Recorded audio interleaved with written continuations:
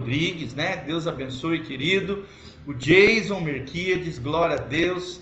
Todos vocês, queridos, que Deus os abençoe nessa noite. Já são 19 pessoas. Desde já, querido, eu quero te pedir que você compartilhe esse link com outras pessoas. Pega o nosso link aqui, mande para outras pessoas, né? Através do WhatsApp, do Instagram, do Facebook, de todas as mídias digitais que nós temos aí. Eu te convido, faça isso, em nome de Jesus. Seja uma ponte de bênção também na vida de outras pessoas. Eu tenho certeza que você será tremendamente abençoado. Nós vamos falar hoje sobre uma temática muito importante, que é vida de oração. Nós vamos aprender o modelo de oração de Jesus. Jesus como nosso modelo perfeito. É a temática que nós vamos abordar aqui nessa noite em especial. Nós precisamos aprender, queridos, que se somos discípulos de Jesus, se somos seus seguidores, nós temos que imitar ele em todas as coisas. Tudo aquilo que ele fez, eu e você devemos fazer para que possamos viver essa vida abundante, essa vida abençoada que Deus tem para nós. Quando nós lemos os evangelhos, por exemplo, percebemos que uma das marcas mais evidentes na vida do homem Jesus era o seu zelo pela a oração. Aí eu quero te perguntar, você é uma mulher de oração? Você é um homem de oração? Você tem imitado Jesus numa vida de oração, de buscar o Senhor, de buscar o Espírito Santo? Jesus tinha zelo pela oração. Ele não admitia obstáculos na sua comunicação com o Pai. Ele orava muitas vezes sozinho, conforme nos relata, por exemplo, Mateus 14, 23 e Marcos 6, 46. Nós vamos ler aqui, abra a palavra de Deus em Mateus 14, 23. Mateus 14, 23, olha o que diz a palavra de Deus. E despedidas as multidões, subiu Jesus ao monte a fim de orar sozinho. E caindo a tarde, lá estava ele só. Então nós vemos aqui um Jesus que saía à parte para buscar o seu Pai, para ter comunicação com seu Pai. Muitas vezes orava sozinho. Outras vezes ele se retirava para lugares tranquilos a fim de buscar a Deus. Lá em Marcos, olha o que diz Marcos, capítulo 6, no versículo 46, olha o que diz a Bíblia Sagrada. E tendo-os despedido, Jesus aqui subiu ao monte para orar. Então às vezes ele saía à parte, às vezes ele subia no monte. Nós vemos Jesus subindo no monte. Então se Jesus sobe no monte para orar, imagina eu e você. Nós estamos vivendo tempos difíceis, tempos de crise econômica, tempos de crise sanitária, de saúde, o Covid assolando muitas vidas, né? Muitas famílias, muitas pessoas temerosas em meio a toda essa situação, muita depressão, angústia, tormento, medo, pânico. Então hoje mais do que nunca, amados, nós precisamos buscar a Deus. A Bíblia diz: fortalecei-vos no Senhor e na força do seu poder. O segredo da força de Jesus era a sua comunhão com o Pai. Em outras ocasiões, Jesus ora em público, né? Diante das pessoas. Nós vemos isso lá em João 11, 42. Abra comigo João 11, 42. Aqui na morte de Lázaro, né? Nós vemos Jesus orando aqui para que Deus fosse glorificado através da ressurreição do seu amigo Lázaro. Olha o que diz o versículo 41 e 42.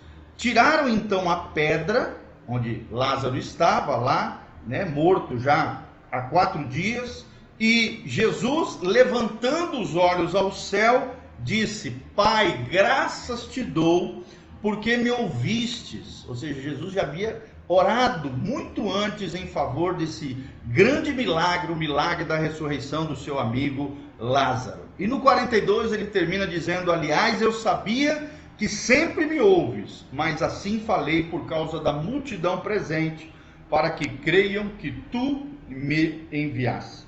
E tendo dito isto, diz a palavra de Deus no 43, Jesus clamou em alta voz, dizendo: Lázaro, vem para fora. E saiu aquele que estivera morto, tendo os pés e as mãos ligados com ataduras, e o rosto envolto num lenço. Então lhes ordenou Jesus e disse: desatai-o, deixai-o ir. E muitos, pois, dentre os judeus que tinham vindo visitar Maria, vendo o que fizera Jesus, creram nele. Glória a Deus, que milagre tremendo, o milagre da ressurreição de Lázaro. Então, às vezes, Jesus pegava, saía à parte para orar num cantinho, debaixo de uma árvore, no meio de um campo, né? Jesus fazia isso. Às vezes, Jesus subia num monte, como nós vimos, né? A fim de buscar o Senhor num lugar mais tranquilo. Mas, às vezes, como nesse episódio de João capítulo 11, ele orou em público diante das pessoas e também sempre motivava os seus discípulos a acompanhá-lo nessa prática, como, por exemplo, em Lucas 9:28. Lucas 9:28, vamos ver aqui o que diz a palavra de Deus. Lucas 9:28. Nós vemos aqui Jesus incentivando os seus discípulos a orar. Cerca de 8 dias depois de proferidas essas palavras, tomando consigo a Pedro, João e Tiago, subiu ao monte com o propósito de orar. Então nós vemos aqui um Jesus que subiu no monte, já não sozinho, subiu no monte com seus discípulos para orar. Primeiro destaque que nós queremos trazer aqui, meu irmão, no modelo perfeito de Jesus, no nosso modelo perfeito de vida de oração, que é Jesus de Nazaré, nós temos que dar prioridade para a oração. Hoje, mais do que nunca, precisamos orar com diligência, orar com perseverança.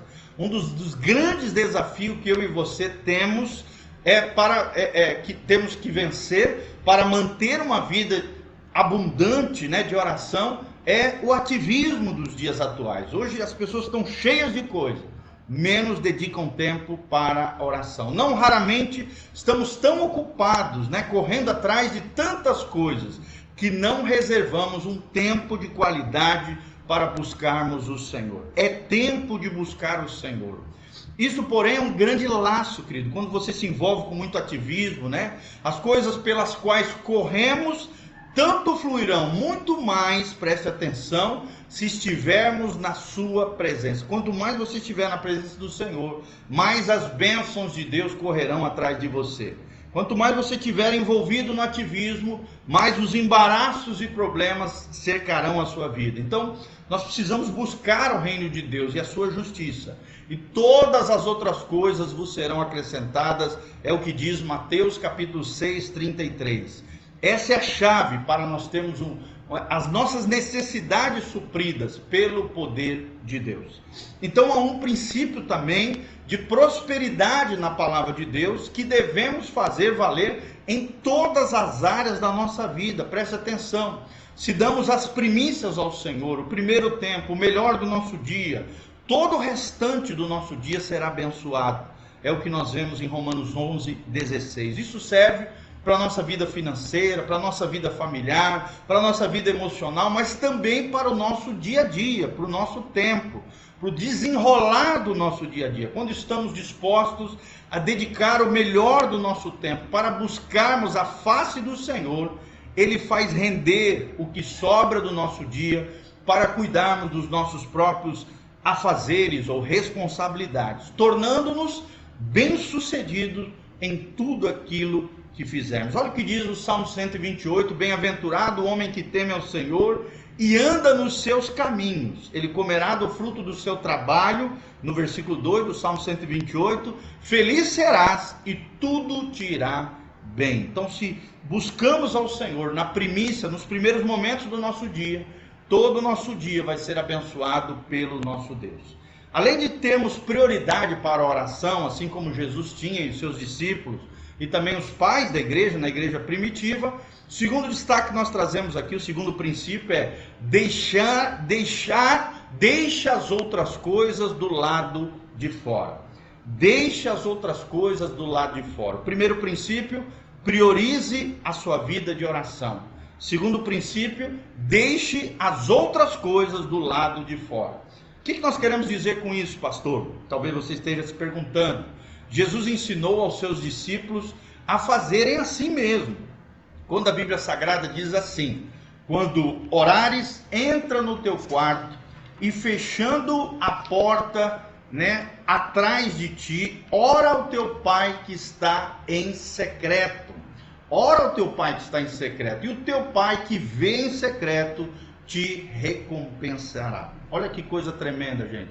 Só vai ter recompensa quem entrar no quarto para buscar Deus, no quarto de oração, no lugar de intimidade com Deus, é o que diz Mateus 6:6. Aqui Jesus estava falando com essas palavras, enfatizando a necessidade de eu e você termos e mantermos um tempo de qualidade, comunhão pessoal, exclusiva com o nosso Papai Celestial. Quando Ele nos manda, entrar no nosso quarto e fechar a porta, atrás de nós, o Mestre aqui está nos falando de prioridade, de dar o nosso melhor, de dar o melhor do nosso tempo, de tempo de qualidade com o nosso Deus. Prioridade porque quando fechamos a porta, deixamos do lado de fora e em segundo plano todas as pessoas e todos os compromissos para nos dedicarmos primeiramente ao Senhor.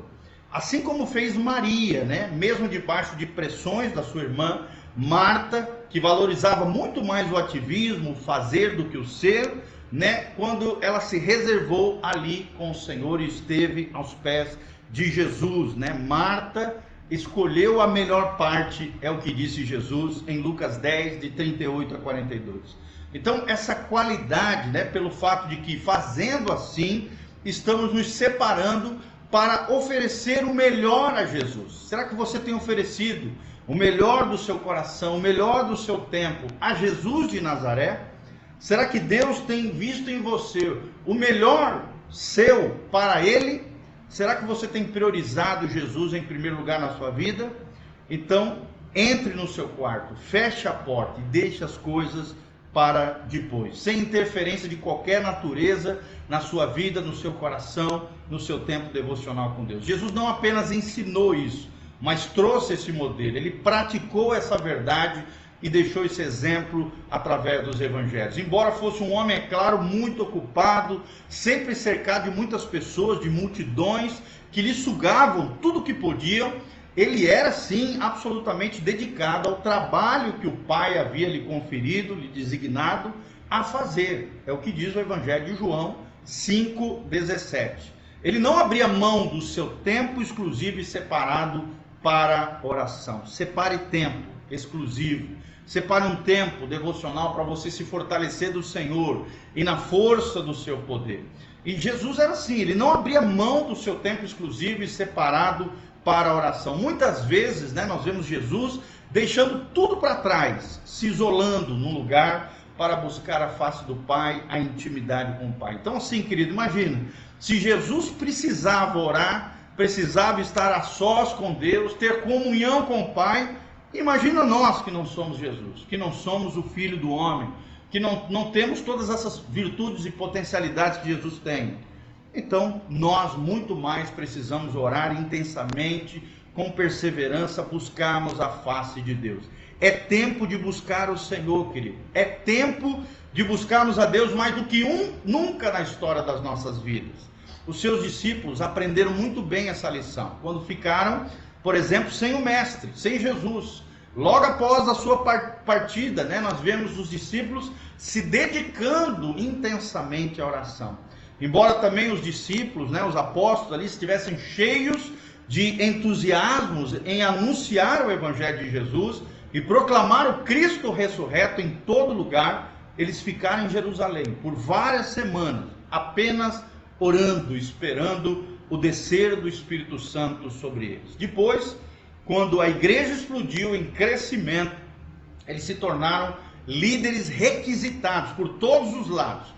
Muito trabalho foi feito. Estabeleceram, é claro, um limite quando disseram o seguinte, lá em Atos 6,4, a Bíblia diz, quanto a nós, isso mesmo, nos consagraremos à oração e ao ministério da palavra. Olha a prioridade na vida de um pastor, na vida de um pregador, a oração e o ministério da palavra, é o que nos ensina Atos capítulo 6, versículo 4. Isso demonstra para nós também, que estamos aprendendo aqui, o quanto precisamos priorizar, estarmos diante de Deus como base para o sucesso dos nossos ministérios. Louvado seja o nome do Senhor Deus, o nosso Deus maravilhoso. Eu queria convidar você para abrir comigo 1 Pedro capítulo 5, 6. 1 Pedro 5,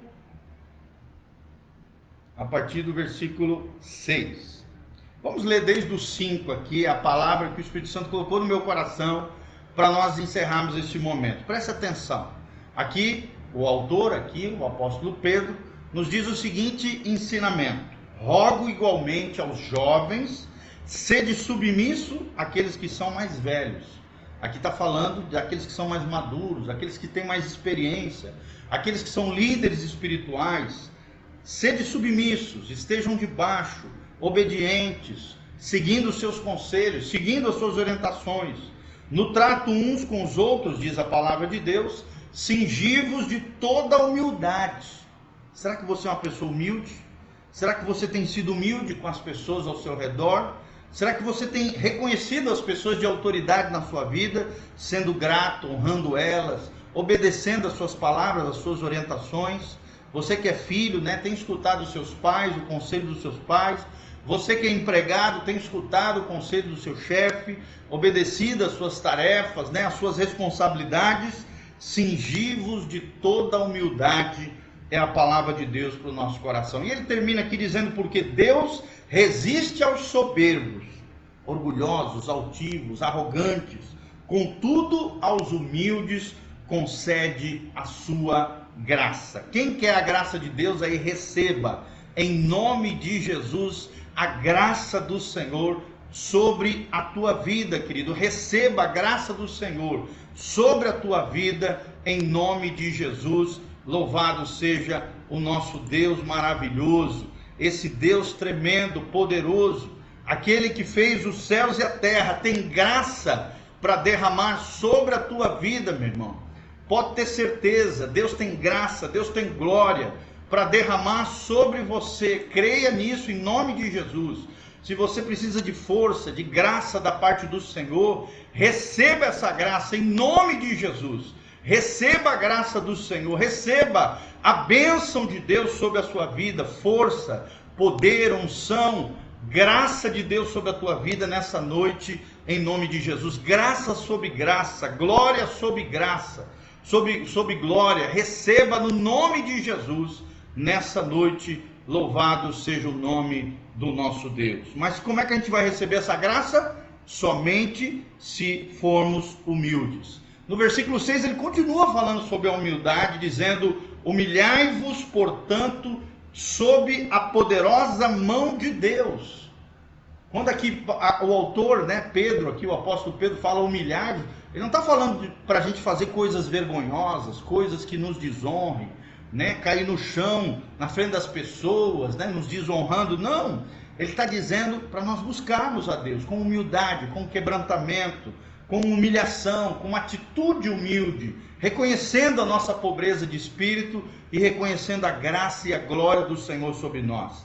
E a Bíblia diz: se nós fizermos isso, buscarmos a face de Deus em oração, nos humilharmos, nos quebrantarmos, buscando o Senhor, nós estaremos sobre a poderosa mão de Deus. Quem recebe aí essa mão poderosa do Senhor sobre a tua casa, sobre a tua família, te guardando, te protegendo, abençoando a sua vida. E no final desse versículo ele diz: para que ele, ou seja, o próprio Deus, que eu me humilhei, que eu me coloquei debaixo da sua mão poderosa, ele ao seu tempo oportuno te exaltará. Deus te exaltará, Deus vai te honrar, meu irmão. Se você honrar o Senhor, Deus te honrará. Se você buscar o Senhor, você o achará. E achareis descanso para as vossas almas, é o que Jesus também fala. Se você quer ser exaltado, se você quer exaltação no sentido de elevação, Deus te colocar num lugar mais alto, num lugar mais abençoado, num lugar mais bem-aventurado, só tem um jeito: nos humilhando na presença do Senhor, nos quebrantando, buscando a face do Senhor através da oração e nos colocando debaixo da mão poderosa desse Deus. E no 7 ele termina dizendo: lançando sobre ele toda a vossa ansiedade, porque ele tem cuidado de vós. Talvez você esteja aqui, querido, aflito, né, com o coração apertado, o coração ali complicado, né, com medo, perturbado, com medo do Covid, com medo, né, das reações do teu corpo, talvez, com medo com aquilo que aconteça, talvez com um parente seu, um amigo, alguém que está ali sofrendo, né, com alguma enfermidade, luta, problema, dificuldade, querido. creia que a mão poderosa do Senhor está agindo a seu favor. Se humilhe diante dele, busque a sua face, se quebrante na presença do Senhor. Eu tenho certeza que ele a seu tempo vos exaltará. Se nós lançarmos aos pés de Jesus toda a nossa ansiedade fala de medos, preocupações. Muitas vezes as ansiedades são medos irracionais, medos que não têm lógica, que não têm, sabe, é uma seta maligna, são dardos inflamados do inimigo, que tentam assolar a nossa mente, o nosso coração, e nós precisamos reagir com fé, com coragem, encarar isso, nos defendermos com o escudo da fé, e também combatermos essas setas malignas com a espada do Espírito, que é a palavra de Deus. Confiarmos na palavra de Deus. Se nós entregarmos todas as nossas ansiedades, medos, fobias, crises, problemas, tormentas, dificuldades, você pode ter certeza, irmão, Deus vai cuidar de você. A promessa de Deus para as nossas vidas é: Ele cuidará de vós, porque Ele tem cuidado de vós, é o que diz a Bíblia Sagrada, e eu creio nisso, meu irmão. Eu creio nisso. Você crê nisso? Diz o amém. Se você acredita nisso, dá um joinha aí, compartilha esse link com outras pessoas. E no versículo 8 ele diz: sede sóbrios, sede vigilantes, né? O diabo, o nosso inimigo, o inimigo mortal da nossa alma, o vosso adversário, diz a Bíblia Sagrada, anda em derredor como um leão que ruge, procurando alguém para devorar. Mas ele não vai te devorar, ele não vai te destruir em nome de Jesus, porque você vai permanecer firme, inabalável, sempre abundante na obra do Senhor, no Evangelho de Jesus Cristo. O diabo, que é o nosso adversário, pode andar até ao nosso derredor, né? Ele vai andar ao nosso derredor, mas ao nosso redor estão os anjos poderosos do Senhor. A Bíblia diz no Salmo que os anjos do Senhor estão ao redor daqueles que o temem. Quem é que temem? Quem busca a face do Senhor, quem crê em Deus, em Jesus Cristo, quem obedece a palavra de Deus, teme ao Senhor. Os anjos do Senhor estão ao redor daqueles que o temem, e a promessa de Deus e os livra de todo o mal. Glória a Deus.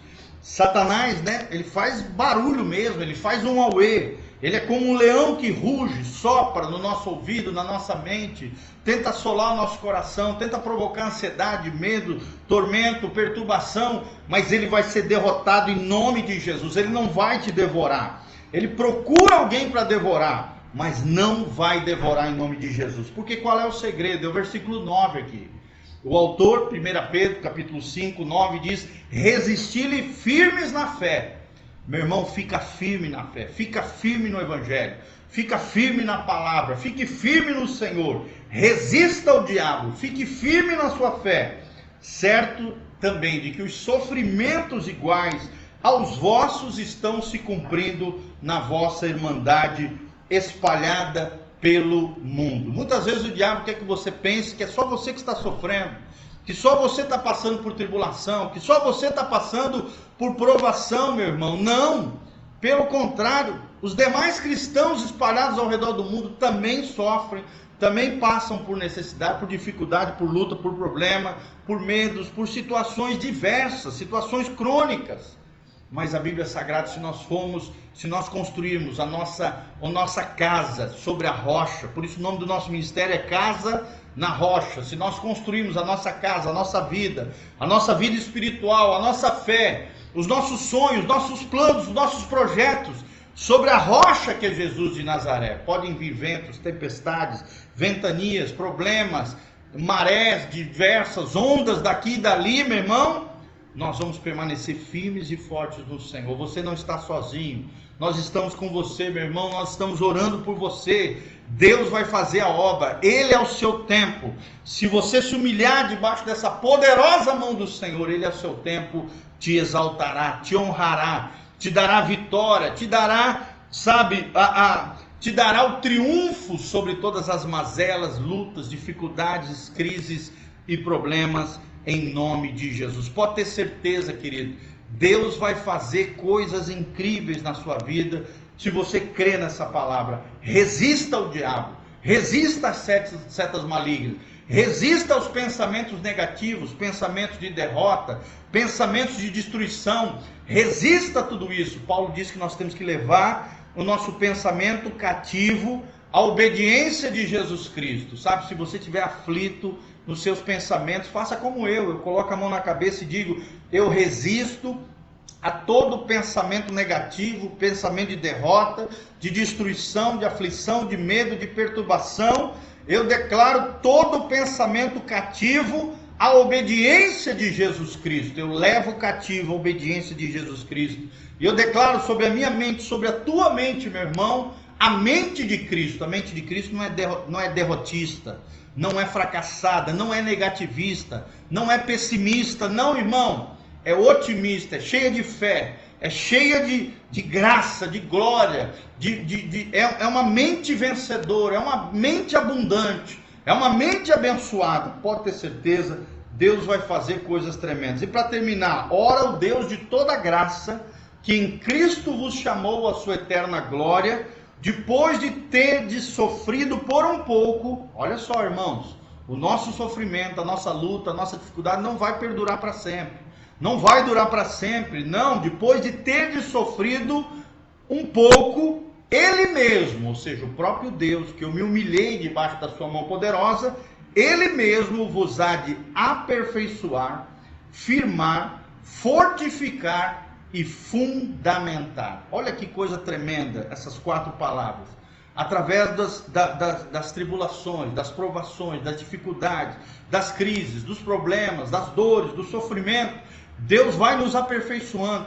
Deus vai trabalhando conosco, as nossas estruturas interiores, nos dando uma fibra moral maior, uma fé inabalável, um coração pujante, um coração e uma mente mais madura, que discerne melhor, porque Deus está nos aperfeiçoando. Deus também está nos firmando, nos estabelecendo. E a Bíblia também diz que Deus está nos fortificando. Receba força, receba fortaleza interior na sua vida, no seu coração, meu irmão. E para terminar, ele diz: Deus está nos fundamentando. Nós estaremos sobre a rocha, seremos homens e mulheres prudentes, com uma fé inabalável, uma fé abundante, uma fé vigorosa. Não deixa a peteca cair, não deixa o desânimo te abater, não deixa a angústia assolar o teu coração. A angústia nada mais é, né, segundo os filósofos, Sörengard, ele diz que a angústia geralmente assola o coração do homem quando ele pensa nas várias possibilidades que a vida pode lhe propor. E aí, Søren Kierkegaard, que era um teólogo e também um filósofo, ele diz assim: diante da angústia, nós só temos duas opções. Ou a gente se entrega ao desespero, que é o que muita gente tem feito nos dias de hoje, ou a segunda opção, e a melhor opção para mim e para você, ou a gente se lança no que ele chama, Søren Kierkegaard chama do salto da fé. A gente se lança, a gente salta pela fé nos braços desse Deus Todo-Poderoso, que opera maravilhas na vida daqueles que creem no seu nome. A Bíblia diz em Romanos capítulo 10, aquele que nele crê, jamais será confundido. Aquele que nele crê, em outras versões diz, jamais será abalado, destruído, porque maior é aquele que está em nós do que aquele que está no mundo. Você é um vencedor, você é uma vencedora. Você nasceu para vencer, não para perder. Você nasceu para triunfar. Você nasceu não para ter uma vida de miséria, de desgraça, de bancarrota, de ruína, não.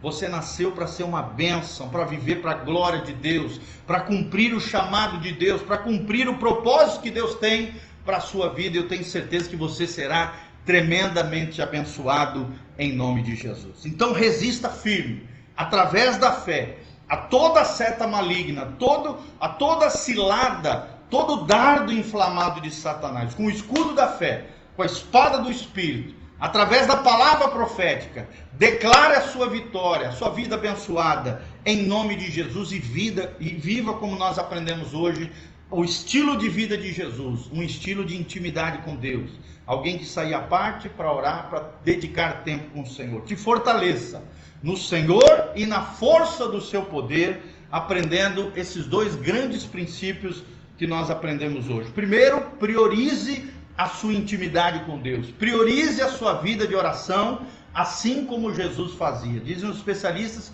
que por 11 vezes, através dos evangelhos, você vê Jesus saindo à parte para ir orar, subindo no monte, levando às vezes seus discípulos, orando diante das pessoas. Jesus priorizava a sua vida de oração. Então, se Jesus fazia isso, imagina nós como temos que priorizar também a nossa oração. Em segundo lugar, deixa as outras coisas do lado de fora.